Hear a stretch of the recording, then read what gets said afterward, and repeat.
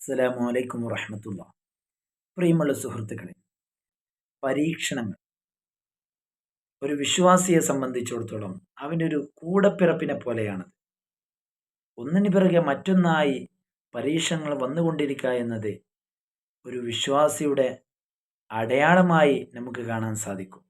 മുത്തുനബി സല്ലല്ലാഹു അലൈഹി വസല്ലം തങ്ങൾ ഒരിക്കൽ പറയുകയുണ്ടായി, ഏറ്റവും കൂടുതൽ പരീക്ഷണം നേരിട്ടിട്ടുള്ളത് അമ്പിയാക്കളാണ്, പിന്നീട് സ്വാലിഹീങ്ങളാണ്, പിന്നീട് അവരെപ്പോലുള്ളവരാണ്, പിന്നീട് അവരെപ്പോലുള്ളവരാണ് എന്നിങ്ങനെ മുത്തുനബി പറഞ്ഞു വെച്ചിട്ടുണ്ടെങ്കിൽ അതിൽ നിന്നൊക്കെ നമ്മൾ മനസ്സിലാക്കുക, നമ്മുടെ മനസ്സിൽ വിശ്വാസം എത്രത്തോളം ആഴ്ന്നിറങ്ങിയിട്ടുണ്ടോ അതിൻ്റെ തോതനുസരിച്ചുകൊണ്ട് അള്ളാഹുവിൽ നിന്നുള്ള പരീക്ഷണങ്ങൾ ഒന്നിനു പിറകെ മറ്റൊന്നായി നമ്മളിലേക്ക് വന്നുകൊണ്ടിരിക്കുമെന്നുള്ള യാഥാർത്ഥ്യം നാം മനസ്സിലാക്കുക.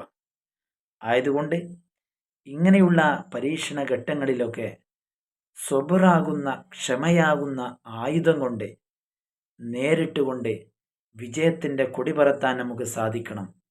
എങ്കിൽ അള്ളാഹു പരിശുദ്ധമായ ഖുർആനിലൂടെ പറഞ്ഞ ഇന്നല്ലാഹ മഅസ്സാബിരീൻ, തീർച്ചയായിട്ടും അള്ളാഹു ക്ഷമിക്കുന്നവരോട് കൂടെയാണ് എന്ന് പറഞ്ഞ ആ അള്ളാഹുവിൻ്റെ ആ കൂടെ എന്ന് ചേർത്ത് പറഞ്ഞവരുടെ കൂട്ടത്തിൽ നമുക്ക് പെടാൻ സാധിക്കും. അതുപോലെ തന്നെ വല്ലാഹു യുഹിബ്ബു സ്വാബിരീൻ, അള്ളാഹു ക്ഷമിക്കുന്നവരെ ഇഷ്ടപ്പെടുന്നവനാണ് എന്ന് പറഞ്ഞ അള്ളാഹുവിൻ്റെ ഇഷ്ടം സമ്പാദിക്കാൻ നമുക്ക് സാധിക്കും.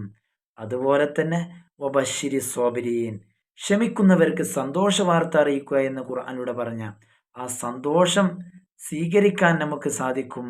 അള്ളാഹു തൗഫീഖ് ചെയ്യട്ടെ. ആമീൻ യാ റബ്ബൽ ആലമീൻ.